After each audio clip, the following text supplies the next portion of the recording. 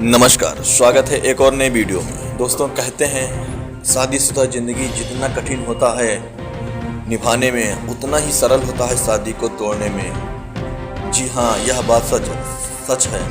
हम बात कर रहे हैं एक ऐसे कपल की जो अपनी शादीशुदा ज़िंदगी बचाने में नाकाम रहे।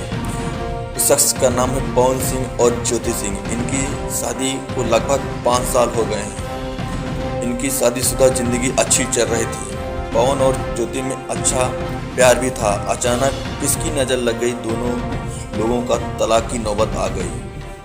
फिलहाल इनके तलाक का मामला पटना हाई कोर्ट में चल रहा है। ज्योति सिंह अपने एक इंटरव्यू में कहती हैं कि हमारा घर तोड़ने में अपने लोगों का ही हाथ है।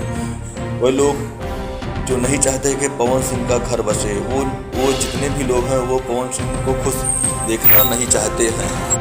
और इस तलाक के मामले में मेरा करियर बर्बाद हो रहा है। मैं कोई जॉब नहीं कर सकी और ना ही कहीं आ जा सकती हूँ। आखिर मैं क्या करूँ?